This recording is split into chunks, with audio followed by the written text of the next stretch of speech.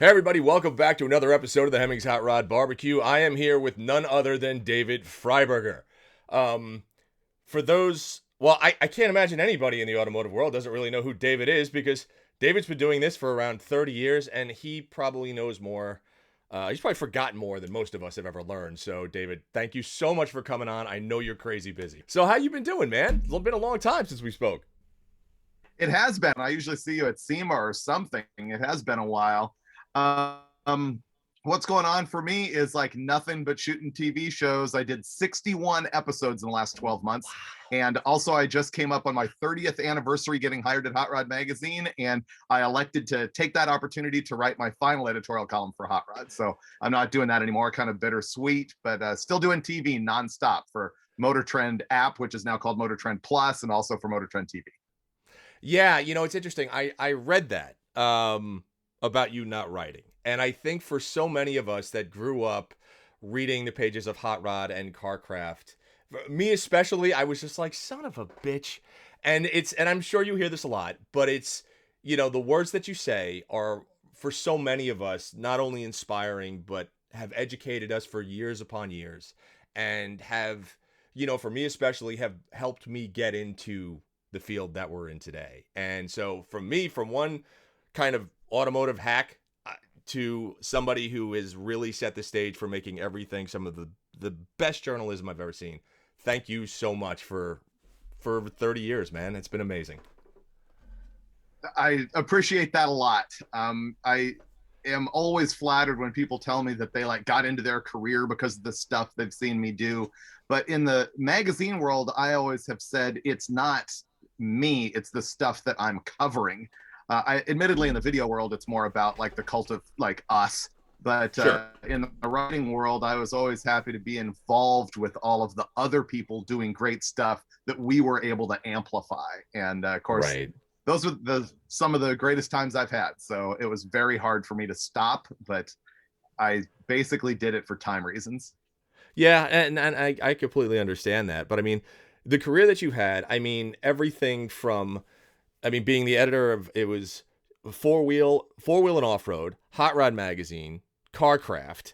I know you launched Rod and Roadkill, Custom, Hot Rod Rod and Deluxe, Custom. Roadkill magazine. Like that's insane when you think about it. How much you've done. Does that surprise you at all? Like when you started to write that final column and you looked back, were you like, holy shit, I've done a lot of stuff. Yeah, over the past couple weeks when people have been talking to me about it specifically, I, I had in my head is like, wow, 30 years, that's a long time. But then when you realize how many magazines I was involved with and how many events that we did and how it spun into the whole roadkill thing, which spun into the whole Hot Rod Garage and Engine Masters, and Yep. just keep on going Yep. down the list. 3K Hooptie Challenge. Yeah, it's been a lot. It's been a lot. Did you ever think when you first started writing, now hosting these television shows and it started with Roadkill and then you've Hot Rod Garage and all and the Hoopty Challenge like you mentioned, this has been from an automotive personality standpoint, going from the journalistic standpoint and the writing standpoint to television, did you ever think that was something that was going to happen, or was it just something or is it something you wanted to happen? No, not at all. As a matter of fact, I remember when Steve Mignante was the very first Hot Rod Magazine staffer who really aspired to be on TV. And that was like a drive for him. It was something he was working on hard when he was at the magazines. And I was like, whatever. So no, it really was never an aspiration for me. We honestly just fell into it. And it was because me and Mike Finnegan started doing videos for hotrod.com when the company wanted to have more video presence Mm-hmm. digitally. And that turned into Angus McKenzie noticing it, Angus having been the editor in chief and the overall editorial sort of guy in charge at Motor Trend at the time. And he was working on the deal with YouTube, and he identified our little video thing as something that would be great to put on there. And at the time, I remember Mike and I going, YouTube, nobody's going to watch more than 30 seconds of a cat video on YouTube. And we're doing like 20-minute episodes. And eventually we were doing like hour-long episodes and people were watching them. And it was really kind of the first automotive program of its ilk on YouTube, and it took off and became what it is now. But it was a complete accident. So no, to answer your question briefly, I did not see it coming. Are you surprised at the success of Roadkill? Because I mean, when Roadkill first aired, um, it was literally like no other show. And I think for me anyway, the appeal was like, here are these two guys that just all they want to do is play with cars and have fun. They want to build, they're not interested in looks, they're interested in what can I do with it and how can I enjoy myself. Was that the premise from the very beginning, just to go out and literally just have fun with cars? Or did you have like a structured idea of what you wanted the show to be? No, the very first episode we shot is the second one that aired. And in the second one that we shot was the first one that aired. So by episode 2, or I should say by our second shoot, I had an idea of what it was going to be. And I say it in the introduction, which is, this is the show where we play with cars and you point and laugh. And that was the extent of the premise.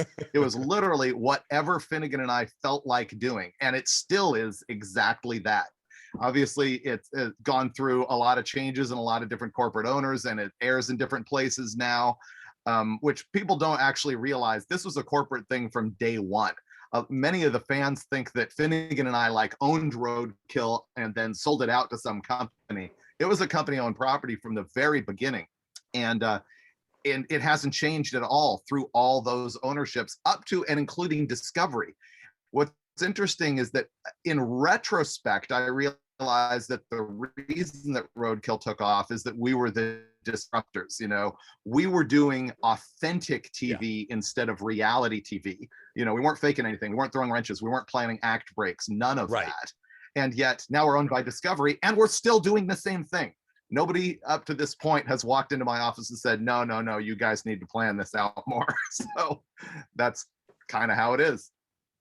That's fantastic. I mean, and it Roadkill has spawned this entire kind of culture. And I think one of the best things about it is there were so many people, and you and I both know this, that were insecure or could be insecure about cars that they had because they weren't painted or they weren't done.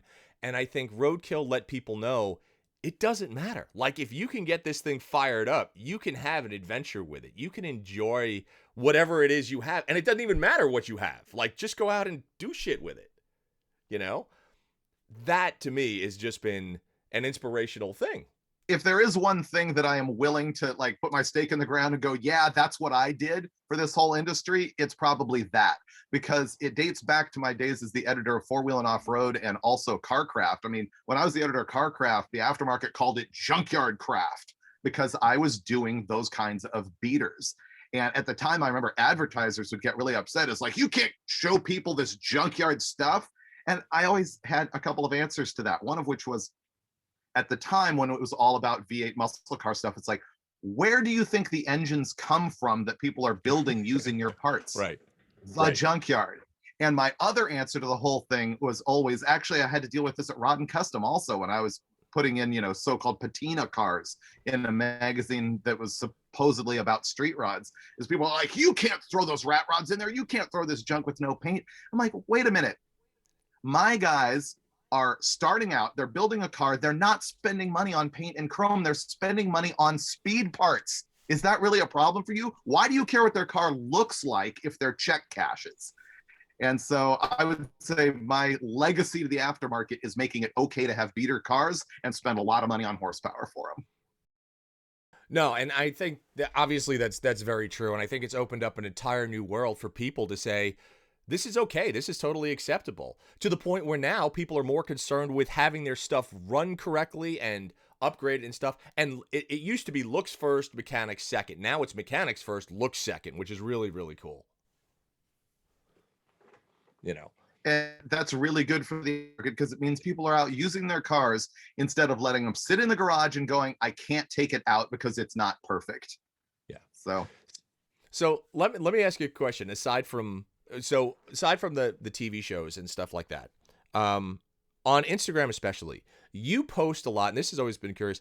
You post a lot about your experiences growing up in Los Angeles, and you're a big history guy. And some of the photos with big 80s, rocker hair and the whole deal. And like, I get it because I was there, but why Why do you post that stuff? And why and how has that, just growing up in the Southern California car culture, how has that shaped you? Because the posts are not only great to read, but there's always a history lesson in those posts that has sometimes nothing to do with automobiles. And it's one of the things that me and I know so many people look forward to.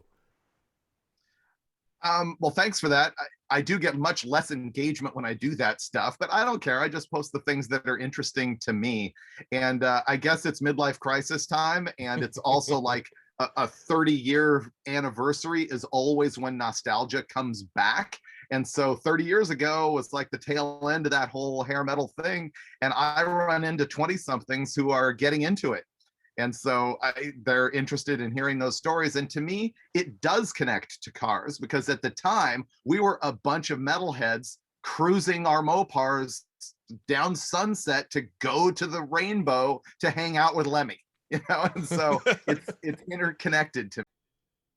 That's pretty wild because I mean, we always looked at as a, you know, in the 80s and 90s as a kid from the East Coast, right? Growing up in New York, California was always the untouchable. It was like this fantasy world where we would occasionally see these videos of people going to like the Dune. They'd be going to like Glamis, or they'd be going to Pismo, or they'd be hot rodding down Sunset Boulevard and doing all this stuff.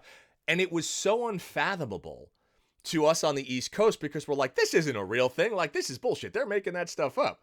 And it's really neat to look at some of the posts that you do and get into like the car culture LA history, because for us, that was always kind of the mecca of the hot rod culture, whether you were driving a T-Bucket or whether you were driving, you know, an old Charger or a Chevelle, it didn't matter. It just seemed like Southern California was that world epicenter for the V8 engine. In my opinion, I think that's Detroit. Even now, it's where it goes on. But yeah, it was much more car centered out here back in the 80s than it is now. There was a big scene because it was just a bunch of teenagers driving used cars that we would buy off the street. The difference being ours weren't rusted into the ground. But yeah. Did you ever see Twisted Sister back in the day in New York? Oh, of course. Absolutely. Yeah, we saw him downtown. Have you seen the documentary? Have you seen the documentary about Twisted Sister and how they were huge back there, but couldn't make their break in Hollywood and finally got that first album in 85? No, that I haven't seen. Yeah, you got to see it. Yeah, it's pretty good. That was, you know, it was interesting. Like where I was growing up, there was a massive car culture where we were, like in Brooklyn and Queens and New York and stuff like that. But it was so seasonal, right? It was between April and end of September. That's when the cars came out, and then they would go back into the garage for fear that they would rot into the ground, and everything on the East Coast had rot on it. Like I remember, you know, we were doing an old Roadrunner and just sanding down the rear corner, and we found a license plate tack welded in and just covered with Bondo, because that's what people would do back then, right? Is, you know, but when you saw a car back then, it was more of an event, right? You would say, oh my God, I saw this, you know, this 69 Chevelle, or I saw a Javelin, or whatever the case is. Where out here, and I try to explain this to people, I see more old cars in a week driving around than I would in 6 months in New York. And for me, that was, you know, so when I moved out here, I was like, oh my God, I'm like, this really is like automotive fantasy land. It was amazing to me. Here's how spoiled we were at the street races in the 80s. Or you'd go to the recycler and you'd look up classified ads and you'd go want to buy a car and you'd be like, hey, I'm calling about the, you know, 4-speed Challenger RT for sale. Yeah. Is it a 383 or a 440? 383. Oh, never mind. You'd hang up the phone. You know, is it green? Yeah. No. You hang up the phone. I mean, that's how picky we were.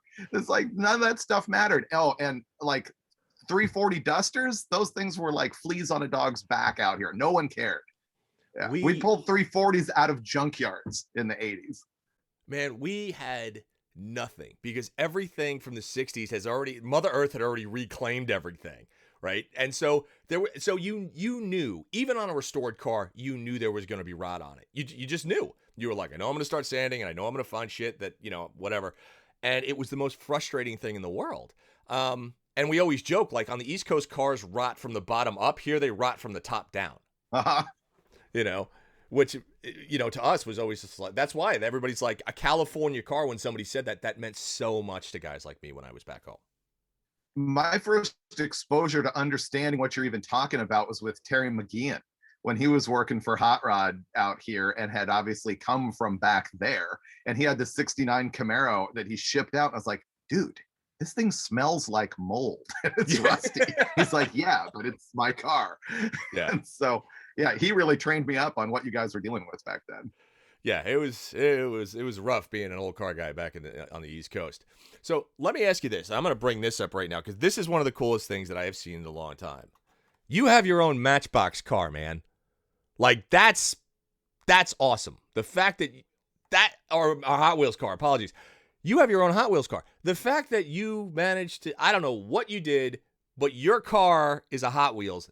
That's got to be, I mean, like, where does it get better than that? Like, it is pretty mind-blowing, and this deal was completely put together by the company. I mean, the General Mayhem 68 Charger, I think most Roadkill fans know that car. It came from the second season, and we've had it ever since. Most recently, me and Steve Dulcich took the Hellcat engine out of it that had been swapped in a few years ago and put a 440 back in it. You'll see that on Roadkill Garage coming up in the next couple weeks, actually. And then the company put together this deal with Mattel where they would make that Hot Wheels car, and it's really detailed. It's really cool. It is. And there aren't very many of them. Unfortunately, this isn't one of those deals where you can just walk into a Walmart or something and buy one. They're exclusive. You have to either sign up for a Motor Trend Plus subscription, which is our video service where you can watch my shows, or extend your existing subscription and they'll send one of those out. So whoever gets these, it's going to be one of, I don't even know how many, but there aren't that many of them. Yeah, this is really cool for me because, I mean, as a 68 Charger owner, Hot Wheels, I don't think ever made a 68 Charger. There's always 69 Chargers, always, but you never see a 68. And, so like this is never coming out of the package. This will be a glorious thing that I'm going to put up on my shelf over there with all my other little car trophies. But congratulations. This is slick, dude. This is really slick. Thanks. It is very cool. And I should mention, if you're watching this and you want to get one of those, you go to motortrend.com/Hot Wheels, and you either sign up for Motor Trend Plus or you extend your subscription and they'll send you one of those. And I actually have enough of them that I opened one. And if you look at them, they're really detailed. You see the little Hellcat badge on the side? You open the hood, there's a little Hellcat engine in there. They're pretty neat. So talking about Mayhem, how important was it? Because I know at one point it was, you had bought it and then the Hellcat had gone in and then it went to the company and you had bought it back. How important was it for you to get that car back? It was actually really big.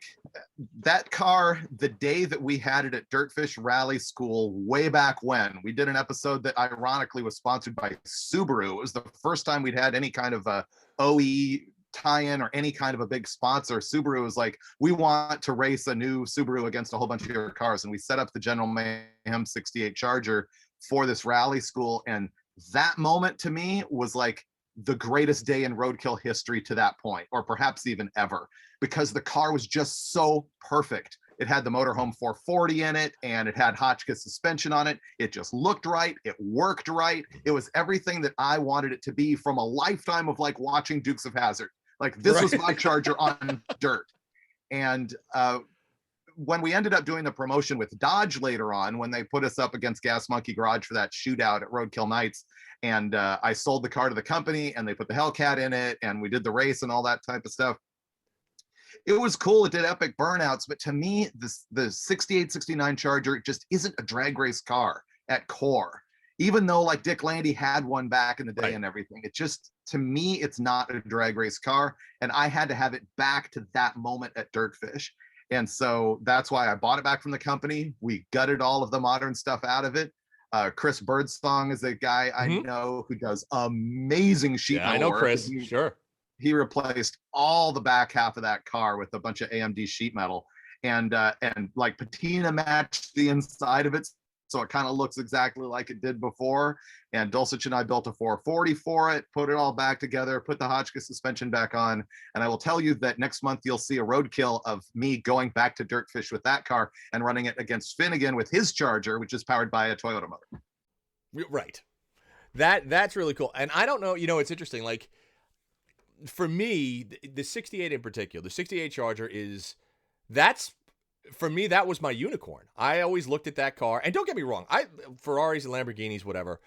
The '68 Charger, and I think part of it is Dukes of Hazzard, but it is such a stunning car. And I don't think it has a bad line to it. I think that it is one of the most aggressive looking cars ever built. I think that it's just, and there are so many other amazing, wonderful cars out there. I don't know what it is about that particular year, but my God, it's just like, do you like 69s or are 68s your favorite? Do you have a preference between the Gen 2s or? 68's kind of the only Charger to me. I mean, I appreciate the 69 a lot. I don't like a 70, but the 68 taillights and the simplified grille are just the key. Yeah. You know? Yeah, no, no, listen, you're preaching to the choir, man. I totally agree. And it's very interesting because like we're doing that, our red eye conversion in the Daytona that we have right now, which is, obviously a 69 Charger. But everybody always says, would you ever change the Charger? And I go, no. I said, the Charger will always have a 440. It will always have a carburetor on top, and it will always have a 727 in it. It's just, that's what I feel that car needs to be as pure, even though it's been modified a little bit, wheels and stuff like that, but it still needs to stay pure. And there are so few of them. That's the other part. You never see them anymore. I would allow you the 4-speed, by the way. That would be acceptable. Oh yeah, that'd be okay. Well, yeah, well, we're gonna see. It's actually going down to do you know Sean Machado down in Palm Desert? No. He has. So have you ever seen though? There's a picture that floats around the internet of a red Daytona towing a white Daytona. Oh, sure. Yeah. Yeah. Okay. I know who that guy is. I didn't know that's his name.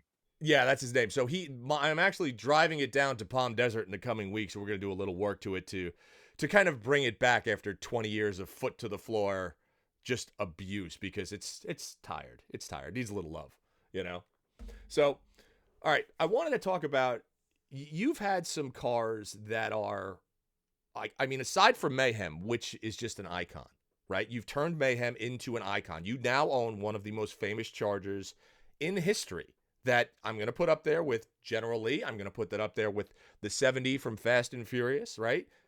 You have Mayhem. Can you drive that car without being swarmed by people? I don't know, because we just got the thing back together. Actually, I can't answer this question. We just got it back together and shot this episode at Dirtfish a month ago, and we had shipped it up to Washington where that rally school is. And we shipped it to Dave Chappelle's house. Dave Chappelle's on our Dirt Everyday show, and he put a roll bar in it for me. By the way, this guy is like a virtuoso of roll bar fabrication. Okay. He built a bar in 5 hours. It's amazing. Anyway, and then we drove it from his place over to Dirtfish, and it broke down halfway, and we ended up towing it in the middle of the night, having to get it fixed. But in the day that I drove the thing, yes, we were absolutely mobbed. I was stunned how many people recognized the car in traffic and were screaming and hooting at us. So I only have about 1 day of carnal knowledge of that thing so far, but it is back here in SoCal now, and I will be using the thing around town, and we'll find out. Right now, I'm driving the muscle truck, which is another pretty well-known truck. Yeah. And I will tell you that thing is absurdly conspicuous. And people flag me down in that all the time. So the Charger's probably worse. Yeah. Well, I mean, when you think about it, you did Rotson, Crop Duster, Muscle Truck, Impala. You got, Stubby Bob. You guys have built some, just amazing icons that you've thrown out there, right? So I can't imagine anywhere that you go, these cars are not going to be noticed. I'm wondering when the first time you're going to have the car out and somebody's going to think it's a clone, because the fact that people are, I mean, I've seen people getting Mayhem tattoos on themselves, which blows my mind. Like that's crazy. It's like, if that doesn't say I've made something that's amazing, I really don't know what does. Right. So it's true. I am keeping a list of people who have General Mayhem tattoos, because I have told them that I'll send them shirts and stuff. And it's 15 so far, 15 people that I know of that have General Mayhem tattoos. And a guy just had the Hemi Grammy done, which is pretty wild. There's a guy with a Stubby Bob tattoo. The craziest is there's a guy with a tattoo about this big on his arm of Finnegan's autograph. That's pretty wild. Wow. Yeah. Wow. That's big. Okay. You know, That you asked me a second ago about if anybody is going to ask me if I'm driving a clone. That yeah. happens to me with the F-bomb Camaro, because that movie was in the car was in the Fast and Furious movie. And when I've been out in public with that, people are like, "Oh, this is like that car from that movie." I was like, "No, the cars in the movie are like." Are like that. I was gonna bring up F-bomb because I remember when F-bomb came out, and I looked at that and I was like, holy shit! I was like, this thing is unbelievable. How did that like? So you know, you've got Mayhem, you've got F-bomb, right? You have your original, you know, B. Between those three, if you had to, I was gonna save this question for later, but I'll ask it now. If you had to choose one to keep forever, which would it be? I guess philosophically, you're obligated to keep your very first car, which is my 1970 Super B. You know, I bought it when I was 15 years old, so I suppose that's just where you got to go. But it's not my favorite car of the stuff that I own. I have often gone on record saying that the Crusher Camaro is actually the favorite car that I have, just because it's so simple and I can Yeah. change it up and do whatever I want to it. It's less sort of precious. So, yeah, So strange answer, but there's the answer. no, that's fair enough. I mean, and kudos to you for hanging on to the B for so long because that's a rare. I speak to more people that say I got rid of my car and I never should have. And that's what I always say about my 68. Like that's the car you just bury me in the stupid thing because it's never going to be sold. You know, in regards to having your cars in kind of movies and stuff like that, like we talk about F-Bond, when did you start noticing that the stuff that you did was becoming trendy? Like, when did you start noticing that you were a tastemaker now? That people were looking at David Freiberger's stuff and going, "That's amazing. I wanna do that." And how do you feel about that? Which is a really weird question when you look at the stuff that I've built and realize that it's not good cars, you know, by and large. Um, you know, with the exception of probably the F-bomb, which is well done. In 1995, I did a 1968 Dodge Dart called Cheap Thrills. Mm-hmm. And it was just a junkyard throw together 12-second for $1,800 car. But that was the first one that I think people noticed. And people still walk up to me and go, hose clamp transmission mount, because that's what I had done on that thing. So it goes way back to then. But from the roadkill front, it was definitely the General Mayhem, because when we came out with that, the car was so popular that people were painting their cars like the General Mayhem, meaning flat black, red fender, blue hood, gold scoop. And I saw that on like a Geo Metro. There's a guy who did it to like an 80s Chrysler. There was a time when there was like a couple dozen cars that I knew of that people had spray painted just like the General Mayhem. So if that's influence, then there you go. That's pretty cool. I mean, the other thing is, you know, you've been to Bonneville many times. You are one of the members of the 200 plus mile an hour club, right? What's that like? What is it like to actually be on this? Because I have never been to Bonneville. It's one of those things that is on my bucket list to go there. Yeah, I know. Never been. I've been there, but I've never actually been during Speed Week. Fail. I know. Big fail on my part. But I will go and I will drive something out there. But what is that like? What is that whole preparation like when you ran the Camaro out there and you hit that 200 mile an hour mark? What's Well, there's a whole lot to it. And the first thing is to get in the 200 mile an hour club, you don't just go 200 miles an hour. You have to break an existing record in excess of 200 miles an hour that also meets the minimum for the 200 mile an hour club. And the reason that they do that is that there's some records that are basically so easy to get that if you set a record at like 205, they're going to go, no, sorry, that car should have gone like 280. And so there are minimums. So it's not as easy as just running 200 miles an hour. But specifically on how to do that at the Bonneville Salt Flats, it's pure heritage. You know, they've been doing that since the 20s, and the hot rods have been there since 1949. And for those of you who haven't been there, it is actually hard packed salt, very dense salt. Like you taste it, it's table salt. And it is a flat expanse, and we have an 8-mile course, and you time 5 miles. And you go out there, and there's a whole bunch of different classes, and you simply go in a straight line. People's like, what's it like to go like 261.602 miles an hour, which is my top speed? They say, what's that like? And you only know that you're doing it intellectually because of all the noise and vibration and watching the tack and the car sort of moving around, because there's nothing in your peripheral vision. There's no guardrails or trees or anything like that to give you a perspective. but you know that you're doing it because I mean, stuff's angry in the car. The thing's, up at RPM. The interesting thing about Bonneville versus drag racing is not just the traction issues, which we can talk about, but when you're going, let's see, I'm above 200 miles an hour for more than a minute in the car. And when you're going between 250 and 260 miles an hour, that takes a long time. So you're sitting there and the car's just screaming, ah! And the tack is barely moving, and you're just climbing 100 RPM at a time. And then the thing happens that terrifies you, which was you're barely climbing, you're at like 7,800, and then the tack goes, yeah, because you're losing traction at 260 miles an hour. So that's kind of in a nutshell what it's like. That, Jesus, I can't even, I mean, I've been fast. I mean, I've been about 100 and close to 190, but that's been on two wheels, not in four. Four has only been about, I don't know, maybe 170 or so. But I've always wondered what that was like, especially on salt, because you've heard, I've heard so many stories over the year, but I can't even fathom what that has to be like at well over 200 miles an hour. And then all of a sudden you're braking. That has to be terrifying. That has to be straight terrifying. Let me ask you this. Now you have all the shows, right? You've got Roadkill, you've got Hooptie World Challenge, Engine Masters. You're doing a lot of stuff. Are there projects that you haven't done yet? Are there shows and things that you want to do that you feel there's a need for in automotive culture? Well, as far as ideas, yeah, we have no shortage of that. They just renewed us for another season of Engine Masters, which means I need to come up with another 26 ideas for dyno testing stuff. And that's not a problem at all. We have the ideas. It's the time to execute them that gets a little bit difficult. It's interesting you ask about new shows. Netflix just launched a show that is exactly on point to something that I had pitched to this company a couple of years ago. I mean, exactly. It even has the same name. It's kind of wild.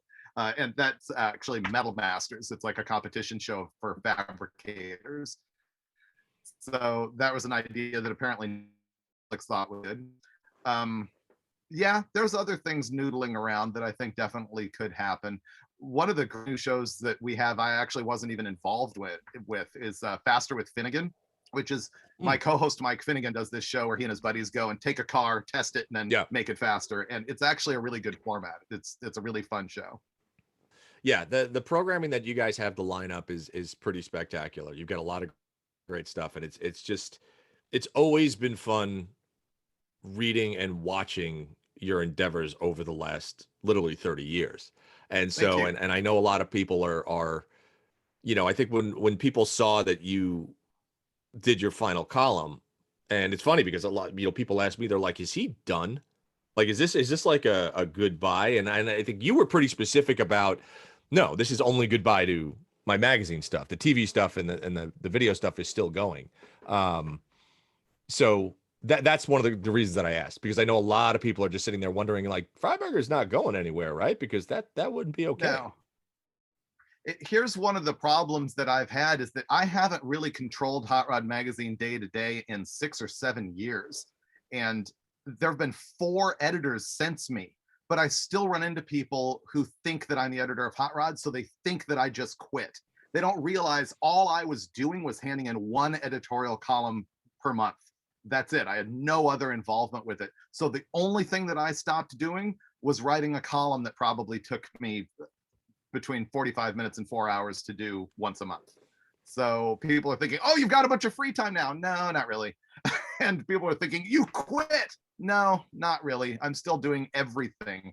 The one thing I did do for this year is I mentioned earlier, I did 61 episodes for Motor Trend Plus over 12 months. That's insane, which means in the coming months, I'm only going to do 53. So you'll see a couple of episodes of Roadkill Garage and Roadkill that I'm not in, but that's another thing I'll take the opportunity to point out is people say to me all the time, you don't make shows with Finnegan anymore? It's like, dude, there have been 138 roadkills that we've shot, and I think that we are together in 130 of them. Right. So no, there's nothing that is changing, at its core, but I might be off an episode here or there. Gotcha. Yeah. Well, all right. So I have. Well, thank you for telling everybody that because I'm sure a lot of people are wondering. I do have one final question for you, and again, thank you for just taking the time. Um, you recently bought a new car. You recently bought a Challenger. That so like how did and I get you have to have one normal car. Is that why that happened? And like because everybody was like, he bought a what? Like Okay, that car's already gone. are So, you serious? yes. And so here's the really fast story about that. I was driving my 87 Suburban, the one that looks like you're a Suburban, and blew the thing up on the grapevine. And I was sitting at the side of the road going, I own 20 cars. And as of this moment, I have not one that can drive to Steve Dulcich's house and back. Not one. And so I got trailered home in the Suburban and I went to CarMax the next day and boom, that Challenger was on the lot and I bought it. And I brought it home. And long story short, my wife needed an SUV. We traded in the Challenger. We picked up a Grand Cherokee, and I'm back into my old Jeep JK that she was driving. And so that's how that goes. Oh my God. Well, that's good. And what year is the JK? 2018, or my JK 2013. Okay. All right. All Yeah. right. That's good because I know that is shocking. That is shocking. That car lasted a total of how many months? Did it even last a month? 28 days. I have to give huge props to CarMax. And I've said this story and people think they're paying me and they're not. I went and bought that thing, zero pressure. They let you return a car 30 days or 1,500 miles. So I walk in there 28 days later with 1,450 miles on the clock. And I go, I need to turn this car in. They're like, can we interest you in something else on the lot? Nope, need my cash back. They said, okay. They cut me a check for 100% of what I paid for the thing. And I walked away. It was amazing, which is why when we ended up finding the Grand Cherokee we wanted, I bought that from CarMax too, because I was blown away. That's good. You're not the first person to just throw high praise on CarMax, and I'll do it too because so many people have said that. So we'll throw them a quick plug and just say go to CarMax if you're looking for a used car because they do know they do take care of you. 100% not a paid endorsement, Not just a customer, but I was just well, yeah. David, thank you. I know you're super busy. I know trying to get 35 40 minutes of your time is a lot, but thank you so much for coming on. Thank you for the past 30 years of work in the magazines. Thank you for everything that you keep doing with the videos. Everybody absolutely, as you know, adores it. And we're just looking for what you're going to do in the future, man, because as a fan who's been there for a long time, just please keep it up because we need you in the hobby, bud. I appreciate it a lot and good to see you. And I will throw in that last plug for motortrend.com/Hot Wheels if you want to get a little General Mayhem. And of course, see this at your leisure at any time on your phone on video. There you go. All right, David, thank you so much. And ladies and gentlemen, we will see you next time on the Hot Rod Barbecue. Thanks for listening, folks. And again, please subscribe to the Hot Rod Barbecue podcast. If you're on Spotify, check us out there. Subscribe to it on iTunes. And if you are going to go to YouTube, make sure you go to the Hot Rod Barbecue podcast and hit that subscribe button, and we'll come to you every week.